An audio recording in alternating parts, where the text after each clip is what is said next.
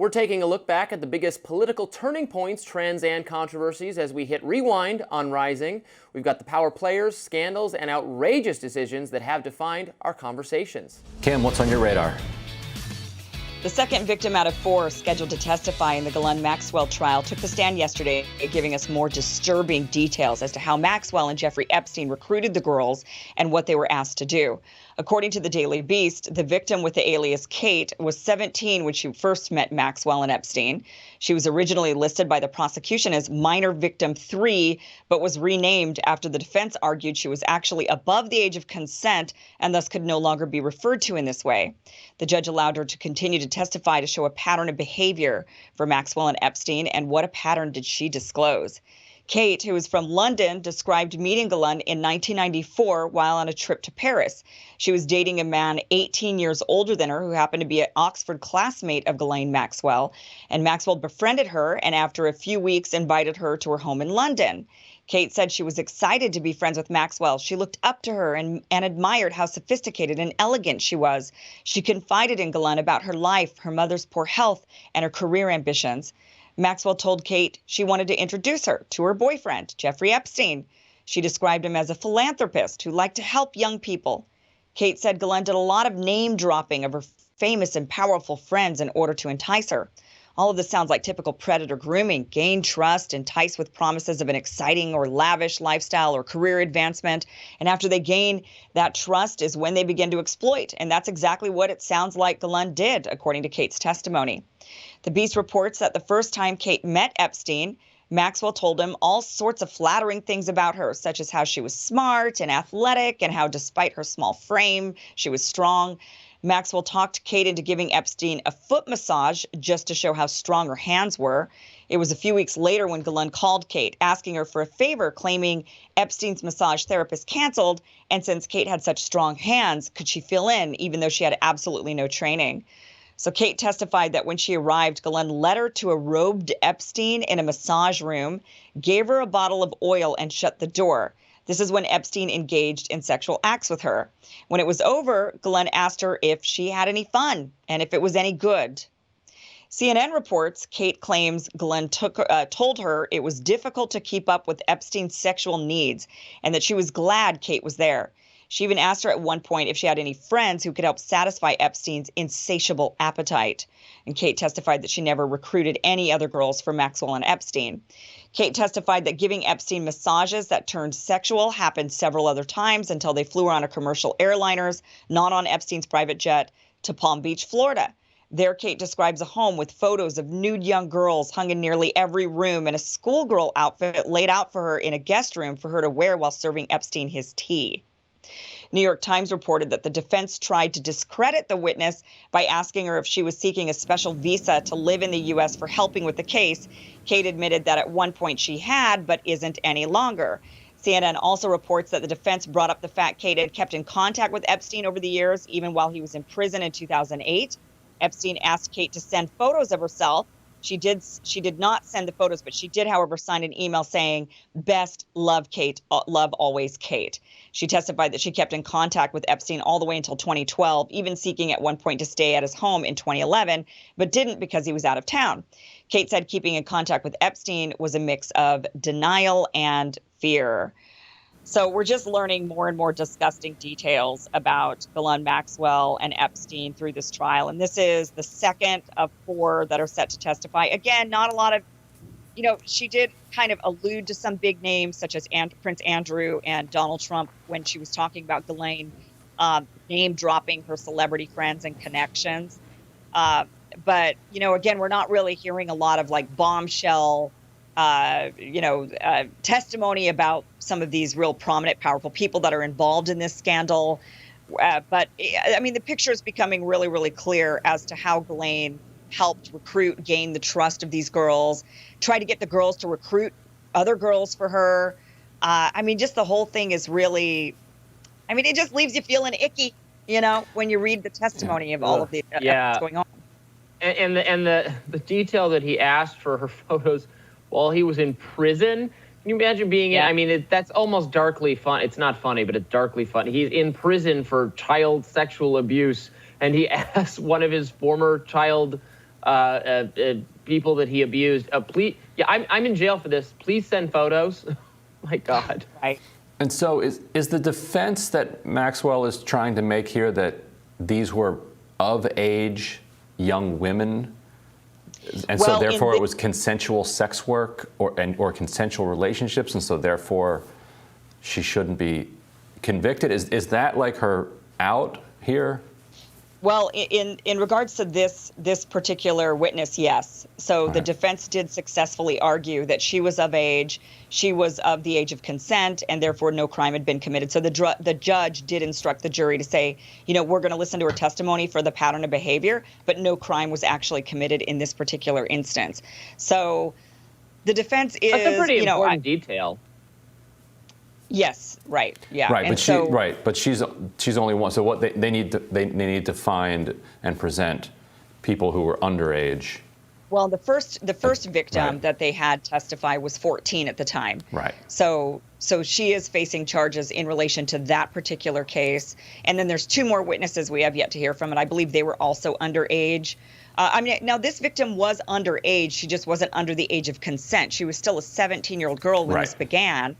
So it's still, Right, because some states are different, have different ages, right? And so this began in London, and in London, in England, she was of the age of consent at that time. Right, and this is to show, because I guess it hasn't been terribly easy for the prosecution to find people willing to publicly testify about, the pattern of what their behavior was, and so. I understand. So the judge says, okay, this in particular is not a crime, but the jury can absorb from this details about how they interact, how they go about, and like you said, how they go about recruiting other people to be part of the circle. How Ghislaine basically went about befriending and gaining trust, and then sort of introducing them to Epstein, and how that whole entire scenario happened. Right. So she was able to really, really describe that. There are a lot more victims other than these 4 that they're bringing in for this trial, but the others are being left out. I mean, there's plenty of high-profile victims that are not being involved at all in this trial. There's a lot of questions surrounding why is that? Is it because they lacked credibility, or is it they just did? Or what? Did they not want the name drop on stand? Well, a lot of them are weird to have one testify who wasn't even. If you had other potential witnesses, shouldn't you put your most appalling cases of abuse?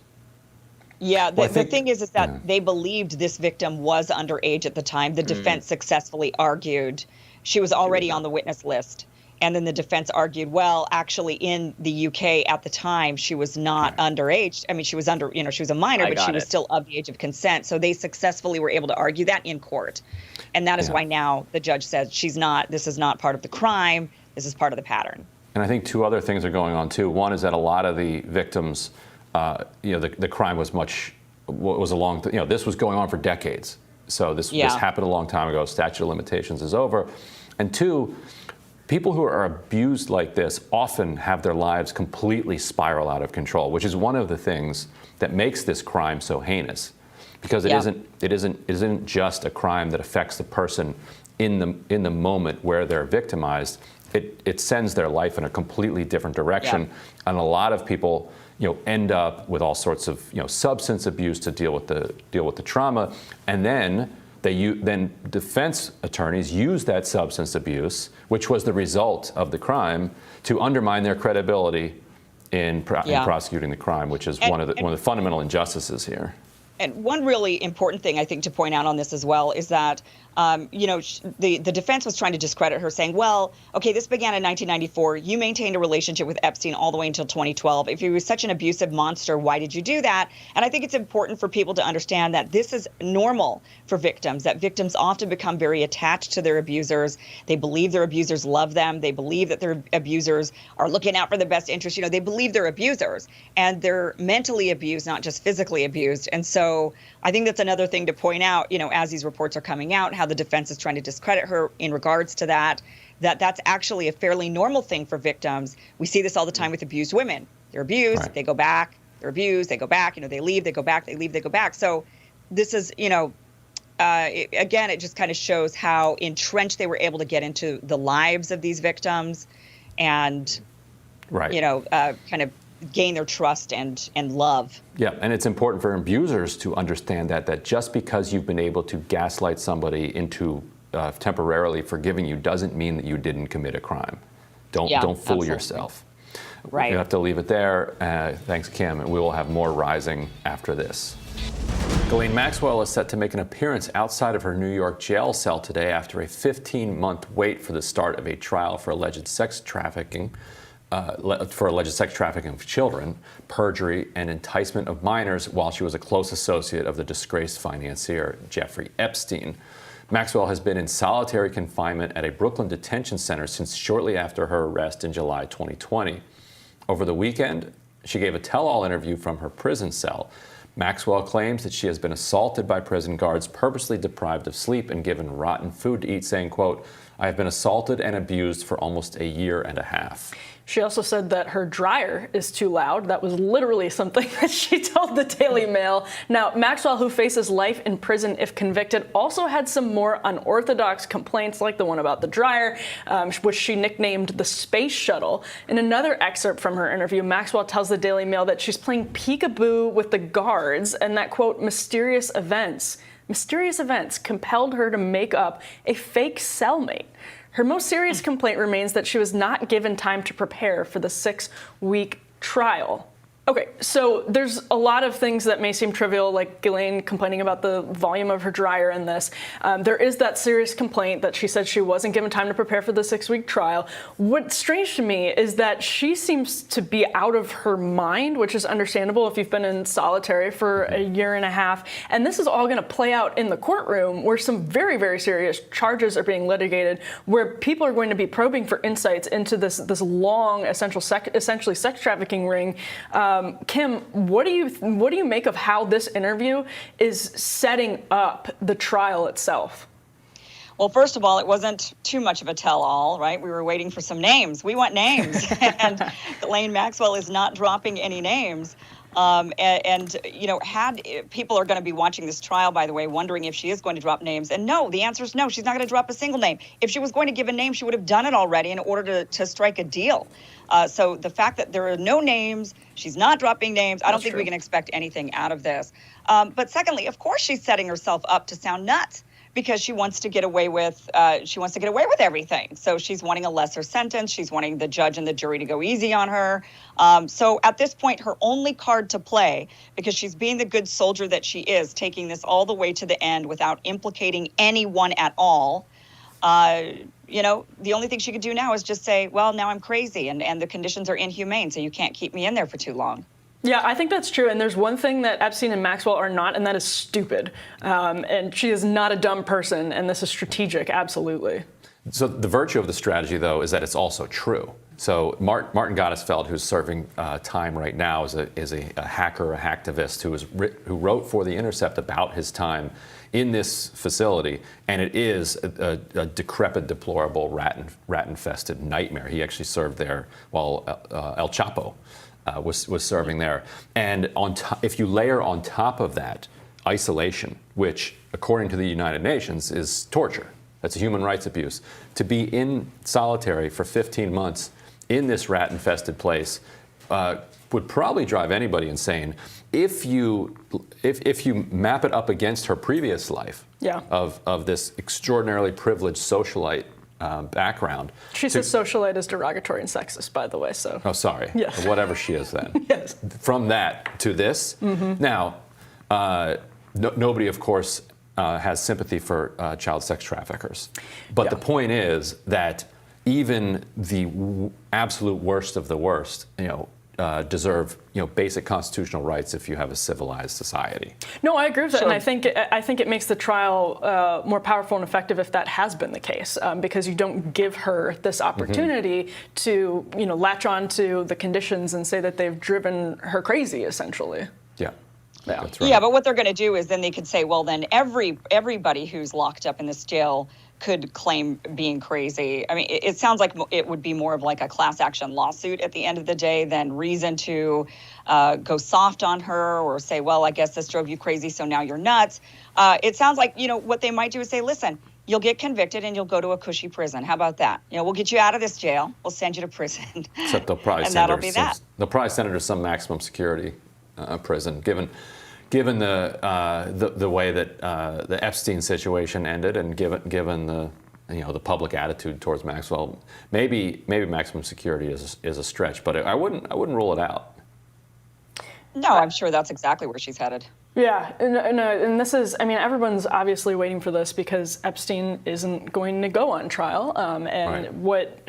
Her being on trial is really also going to be Epstein on trial. But actually, her being on trial is extremely important because there's a lot of, particularly surrounding her father, there's a lot of information that we don't have and that we don't know. And there's a lot of reason to be particularly suspicious of her motivations and her involvement in absolutely everything. So this trial is just crucial and cannot emphasize that enough, and it is imminent, coming right up. Jury selection is actually tomorrow, so we will, of course, continue following this very, very closely. We will be back with more Rising right after this.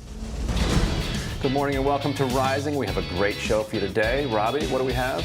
Well, Michael Starr Hopkins and Marissa Martinez are in for Team Rising to discuss the White House's fight against OSHA's hold on the workplace vaccine mandate. And of course, Brianna Joy Gray discusses details of Biden's Build Back Better tax cuts. Plus, Pablo Manriquez weighs in on the social spending bill's immigration provisions, and we can expect to see pass the Senate.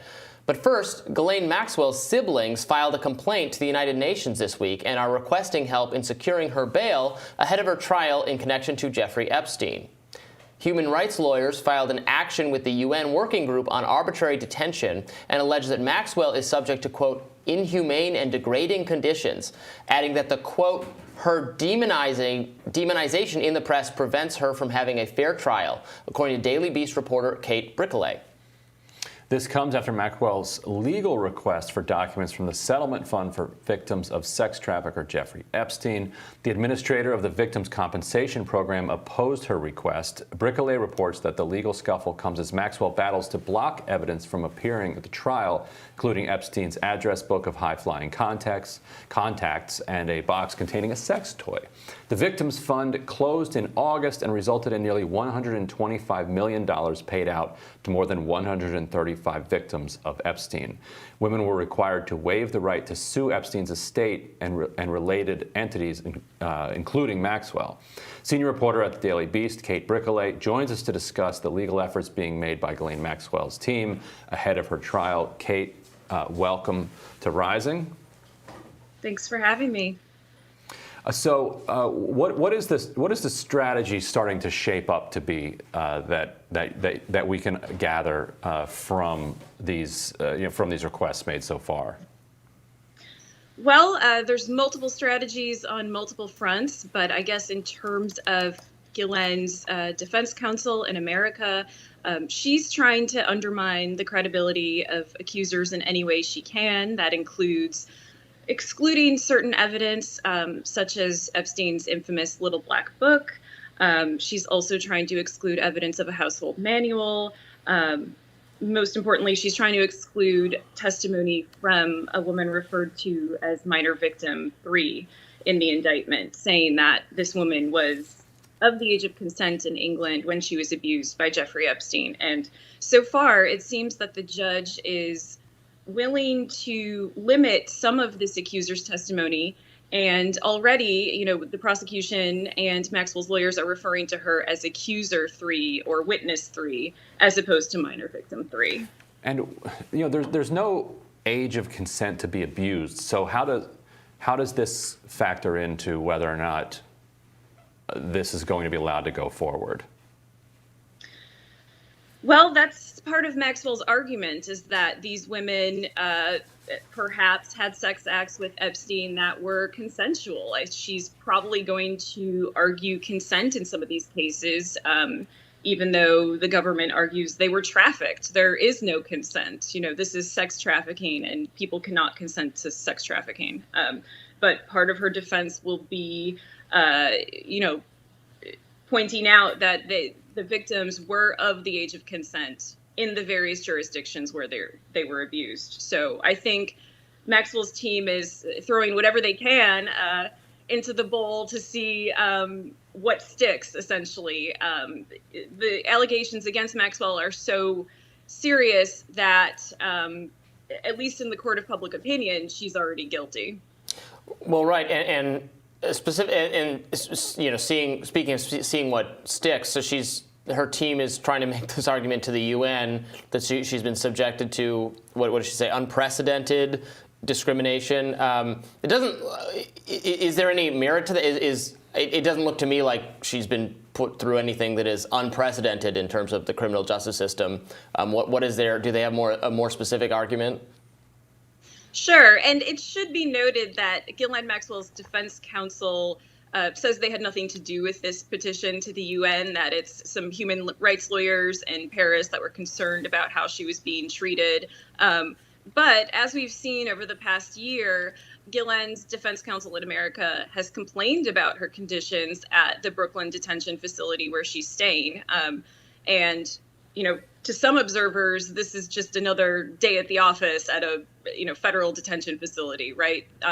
They kind of say that she shouldn't be complaining at all, that other prisoners have it worse and that she has certain privileges. But in that UN petition, Ghislaine's family says that the prison has violated Mandela rules on, certain requirements for prisoners and their care, things like prohibiting food or water or using restraints like irons and chains. So, they're asking this UN working group to urge the U.S. government to release her. And they say that Ghislaine, in her case, has faced discrimination at every turn, every time she's applied for bail, and even been willing to give up her citizenship in other countries and her millions of dollars in assets, that she's being treated differently than other high-profile defendants. Well, it's not like the prison system has some sterling record in this case, right? Right. Jeffrey Epstein obviously did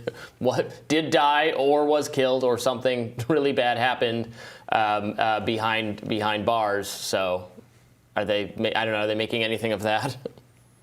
Sure, and I think that Ghislaine's family wants to make her into sort of a poster child for criminal justice reform, right? I mean, there are problems in this jail. There's problems with heat, food, water, lighting, just basic comforts, right? It's overrun with rats. Ghislaine has said she's been fed maggot-infested food. So it's not that her complaints are without merit. I think that, some observers might say, well, everybody in the prison system has to deal with this. But it'll be interesting to see where her complaints go. And so far, the federal judge in the case, Allison Nathan, has been receptive to her complaints and making sure that she's being taken care of at the Brooklyn detention facility. And real quickly, if they do manage to throw out these two young women who were of age in England, how damaging is that to the prosecution's case? The prosecution has said that Accuser 3's testimony is being introduced to show that it was part of a pattern, part of a conspiracy, that Ghislaine Maxwell knew of Jeffrey Epstein's sexual preference for underage girls. But Accuser 3 isn't tied specifically to any counts in the indictment. So it's unclear whether, if Accuser 3's testimony is limited in any way, it's unclear whether it will impact the prosecution's case because they already have 3 other witnesses who will testify. But so far, Judge Nathan has indicated she will at least allow some of Accuser 3's testimony, which includes, according to a recent court filing, descriptions of a repugnant sex act. So we're waiting to see what Minor Victim 3 will say. A lot of what's being previewed for the trial is filed with redactions, and we're just not sure exactly who's going to testify and who's going to say what. Yeah. Okay, Brigolay, thank you so much for joining us. Really appreciate it. Thank you. And we will tell you what's on our radars up next. Ghislaine Maxwell has been found guilty on 5 of 6 charges for conspiring with and aiding disgraced serial sex offender Jeffrey Epstein. According to ABC, Maxwell showed no visible emotion as the verdict was read, and her family exited the courtroom without comment. As for what Maxwell's guilty verdict means for other accused associates of Jeffrey Epstein, Florida lawyer Adam Horowitz, who has represented multiple Epstein accusers, told Rolling Stone, quote, "This is a huge setback for Prince Andrew and his defense. Had Maxwell been acquitted, she would have been a key witness for Prince Andrew." Another lawyer for several Epstein accusers said, "I think Prince Andrew should be quaking in his royal boots. Reckoning is coming for everyone who enabled Jeffrey Epstein and participated in his scheme." Friend of the show and culture editor at The Federalist, Emily Jashinsky, joins us now to discuss. Hi, Emily. Good morning. Thanks for being here. So do you think that this is going to mean, spell doom for Prince Andrew?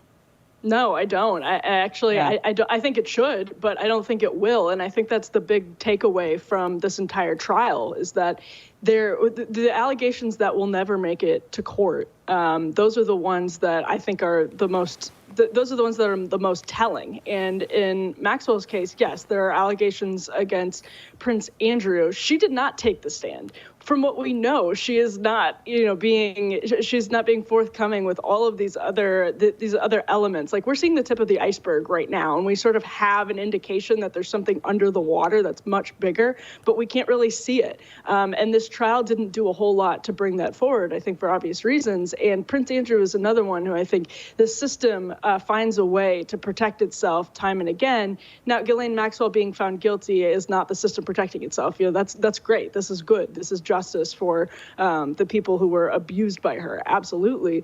But at the same time, there's so much more going on here that the trial was so narrow as to not be helpful with and to not really touch on that. Yeah, I guess Prince Andrew, it's not good to now be having had such a close association with 2 convicted people. But at the same time, I think in his case, the system is very, very powerful.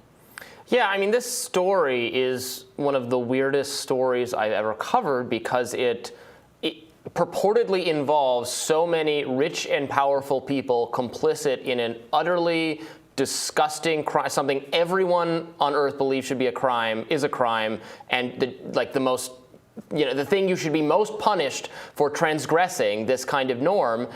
And yet, at the end of the day, we're not, there was not testimony, there was not evidence presented about the involvement of all these rich and powerful people we're hearing about, and we're just holding one person accountable, and we should hold them accountable, like you said, but we're holding them accountable in a more narrow sense. And I think my sense was the way to get her to give details about the involvement of other people was to kind of offer her some kind of deal. Clearly, that did not happen, or they did not decide to do that. What is your read of that choice by the prosecution? Yeah, no, I think that's exactly right. And again, it's in a sense, the narrow focus of this trial is a good thing because it was focused on justice for these accusers, and that's great. At the same time, this was a system. They were abused by a system. They had, it was almost like a business, the way that it was run. And in fact, it may have literally been a business. We just don't know the details of that. People like Les Wexner, the Barclays guy. There's so many serious allegations about associations with people beyond just Prince Andrew, people that aren't even talked about in the media very often, that are very rich and powerful and that had very suspect relationships with Epstein and Maxwell. And her being found guilty on these counts and going to prison for a very, very long time, that's all good. It is not helpful to uncovering the rest of what's happening below the surface, the actual iceberg itself. And there was just overwhelming evidence against her. I don't know if they have overwhelming evidence against all of these other powerful men who've been accused. They have the accuser saying, I was basically pimped out to this powerful person. But beyond that, and maybe a photograph of that powerful person with their arm around the young girl. But beyond that, they don't really have this sort of overwhelming mountain of evidence like they had against Ghislaine. I mean, with her, it was, witness after witness after witness, accuser after accuser saying, she was there, she recruited me, she participated in this, she was the one who, did the introductions. And you've got a lot of different witnesses and accusers saying this. That's a lot different than saying, hey, one time, this sort of anecdotal story that would have to then be proven in a court of law. And the only one that would be able to actually give us any evidence against these powerful men would be Ghislaine herself. And she didn't. She has no loose lips whatsoever. Those of us who think, who believe that this was maybe potentially an intelligence operation of some kind, look at this and say, she clearly didn't want to say anything. If she is truly intelligence, like some of the theories are about her, then, hey, listen, when you're an officer of the state or a rep of your state, or, spy for your country of some kind, then your life is on the line, right? You're sacrificing your life. Part of that sacrifice could actually be the loss of your life, or the sacrifice is you go sit in jail for the rest of your life. Yeah, right. So something doesn't add up because, what you're describing is enough evidence in so many cases to put so many people away. Like Alice Sebold, right? This author who the person she accused of sexually assaulting her, who went to jail for a long time. She accused the wrong person. He was just exonerated, and the only evidence was her saying, "Oh yeah, that was him," and him saying, "No, that's it. You picked the wrong person in the lineup," and he went to jail for like a long time. Like that is enough to convict a whole lot of people. Maybe, but I guess people who don't have access to the kind of robust defense that wealth and power. People that don't have the title prince. Yeah. No, I think that's exactly what's going on here. And the thing is, we actually don't even know what physical evidence really exists. We do not know the scope of the physical evidence because a lot of it was confiscated and hasn't seen the light of day beyond our government. We do not know about the tapes. We do not know about everything. And that's actually one of the reasons a lot of people are saying, well, this trial looks like more of a cover-up. And I don't know that I'm willing to go that far yet, but like it looks like more of a cover-up than it does a trial because you're able to try Maxwell without veering into any of the territory that's uncomfortable. I think Kim's point about connections with intelligence is the most important point, in my opinion, because those connections are so, the evidence for those connections is so clear. And right. it's so compelling. And I'm not saying we know definitively that, but it's right. so compelling that when you have a narrow trial like this, on top of everything else, where there's where the mountain of evidence that we know exists, but we don't, and there are things we don't know, we don't know that we don't know exist. So there are all of these different things that didn't come out in a trial like this, and there's still time. I mean, there are other, there will be other trials, and Maxwell's going to appeal this decision, and there will be a legal back and forth in the system.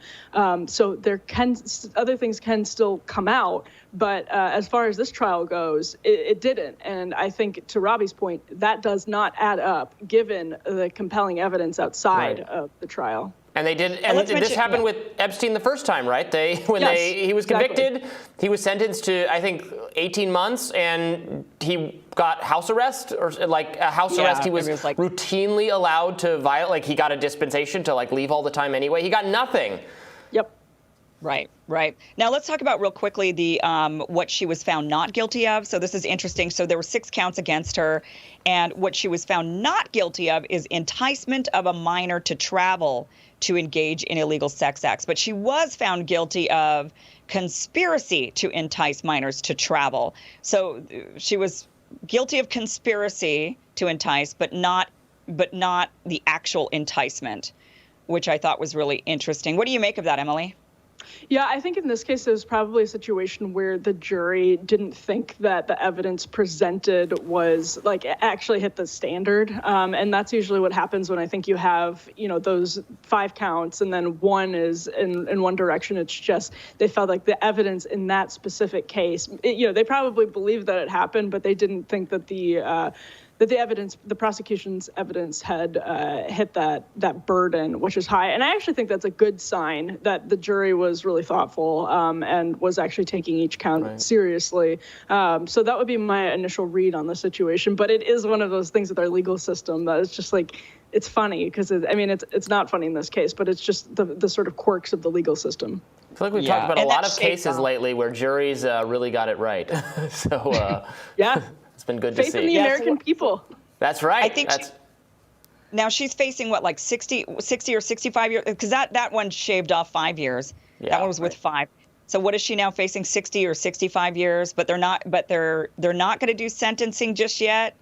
Because they say, well, she needs to get a booster shot before we can bring Kim, her we back. had promised not to talk about COVID in this segment. Okay, we're gonna wrap before we go in that direction. Emily Jashinsky, thank you so much for being with us. Thanks, guys. Happy New Year. Happy New Year to you, and we'll have more Rising right after this. Disgraced socialite Ghislaine Maxwell has given her first televised interview from federal prison in Florida. Speaking to the British outlet Talk TV, Maxwell stopped short of an apology when asked if she had anything to say to her victims. What do you say to the many women who feel betrayed by you and want you to stay in jail? I say that Epstein died and they should take their disappointment and upset out on the authorities that allowed that to happen. Then later, when asked about her relationship with Bill Clinton, she bizarrely lavished praise on the former U.S. president. Well, he's one of the most interesting people I've ever met. He was extremely sharp and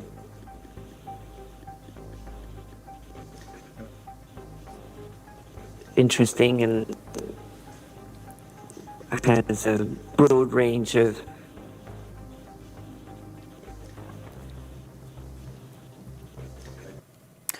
However, the interview's biggest bombshell came when Maxwell was asked whether she believes her former associate, Jeffrey Epstein, really committed suicide. I believe that he was murdered. Well, I was shocked. And I wondered how it had happened. Because as far as I was concerned, I was sure he was going to appeal. And I was sure that he was covered under the non-prosecution agreement. But I wasn't in the indictment. She thought he was going to appeal. It seems like she, on some level, thought that he could still avoid jail time or get out of jail. Well, he did the first time. That's not a crazy belief to have at all. That is certainly true, and one might even connect the weirdly laudatory description of Bill Clinton to, if she seems like a kind of person who has this weird respect for authority or power or kind of investment in power, and maybe she just genuinely believe that, bad things happen to other people, jail time happens to other people, that for folks like them, they're kind of above it all. And it has been, to your point, the case certainly in the past. I mean, look, this is in the context, we reported on this, of her doing this kind of having taken this feminism turn where she was teaching women's classes in jail, yoga. Well, I mean, she's got to find a way to pass the time. I mean, yes, well, teaching a yoga class is, I think, a little bit different from teaching, modeling behavior in an etiquette class. I think the irony of someone who is in jail for her role in sex trafficking of young girls probably shouldn't be teaching other people how to behave in social situations or how to be polite, upstanding young women in society. I mean, I think the hypocrisy of that would probably preclude me from attending her class, if not my disgust with what she has been accused and convicted of. This is like a mob enforcer teaching accounting or something? Exactly. Oh, well, they might know. They might have some. They might have some good tips for you. They might have a few good tips. I don't know. What do you make of it? Are you especially surprised by her saying she thinks that Epstein didn't kill himself? It doesn't really matter. She doesn't have more information about the circumstances of his demise than anyone else. I thought. And actually, Ryan and I would argue about this because he was more in the vein of thinking that he might have actually been killed. I tend to think that people kill themselves in prison all the time. It's a neglectful environment. It's not actually surprising to me that the cameras weren't working or that the security guards weren't really paying attention because it's a depressing, horrible environment. There's not a lot of care in the system toward incarcerated people staying alive, frankly. So it is not. it doesn't surprise me. It doesn't. It could happen. It absolutely does happen. It happens all the time. Right.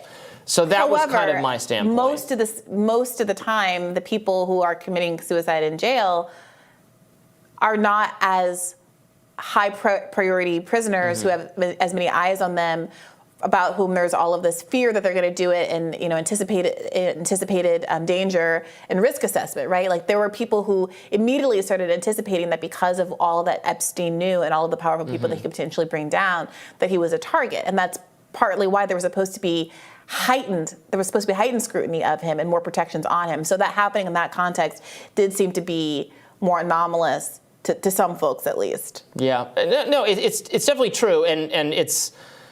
I understand why people think that. I don't think it's crazy to think maybe it was something like that at all. But she doesn't really know either. It's interesting to hear, her perspective, I guess. She knows something about, let's say, I guess she knows about his mental mindset, state, yeah, maybe. and whether he's ever maybe had suicidal ideation before. Look, again, that doesn't mean everything. But somebody could, new situation. Could be very unlikely or very not inclined towards suicide, be in the circumstance he was in, and see that as the most rational way out. Look, the other aspect of this that's kind of interesting is, she, like I said, she has in the course of her trial made certain appeals to sexism and femininity to insulate herself against, of course, the charges, and then also to kind of gain some public sympathy. She made this argument in the course of her trial that it was unfair that she was being targeted with this stuff. As the woman in the situation, Epstein was already dead. It was this odd take. And I recently heard someone interviewing her in a documentary about the case, saying that there was this gap between how she talked about people in her kind of class milieu and the girls that were trafficked and set up and exploited, and how she referred to them as kind of like nothing, like, oh, they don't really matter. They're just, and so again, I think that's part of what is sitting uneasy with me, the idea that she's doing this like wellness guru turn and kind of leaning into this yes queen version of a sex trafficker, when it seems like in her real life, obviously given the nature of the crime, she behaved with such indifference to the lives and suffering of the girls that were exploited. And I don't know, I find it to be very off-putting. The public has an understandable interest in her. We don't often see women prisoners of this high profile who used to have a glamorous life that were this close to famous people who attended, the former president's wedding. There's obviously reasons. I guess I don't really care how she spends her time. If she's in prison, she deserves to be there. She's going to be there for a long time. Beyond that, I think maybe I'm the softie. I get to be the criminal justice softie for once. Robert, I don't. Prisoners it's not about how she spends her time. I don't it's care. Whether or not she's trying to curry favor with the public or the criminal justice system by painting herself as a victim. This is the thing that we talk about with weaponized identity politics all the time.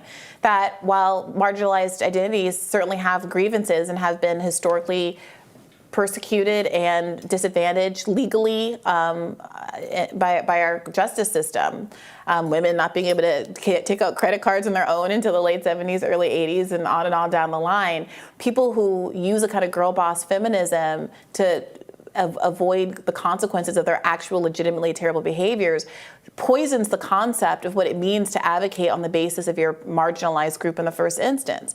I'm someone who's been very critical of weaponized identity politics, but the identity isn't the problem. It's people like her who cynically use it to get off on things that she 100% is culpable for. Well, she's not getting off. She's in prison. Right, but she's tried. She's tried, but she seems to be continuing to try to curry that kind of favor. We all understand this idea of like, bombs, they're dropping bombs on countries that, America shouldn't be bombing, but the plane is painted pink and has like a breast cancer flag on the back, so we're supposed to think it's good. We have, what was it, the woke FBI, the diversity commercial for the deep state that had like, I have, ADHD and I have anxiety and I work for the FBI too, or I work for the CIA too, whatever it was. We see that kind of thing all over the place, and I can't help but see it happening here and point it out as pernicious. Yeah, no, I think that's fair. It is funny. It's something we mock, I think, for good reason all the time. The whole, yay, progressive, yay. Yeah. Stick a rainbow flag on that bomb we're about to drop in. And there's nothing wrong with the rainbow Africa. flag. It's Raytheon's use of the rainbow flag. That's it's the bomb we don't like. It's the bomb we don't like. Yeah. All right, we'll have more Rising right after this. Stay with us.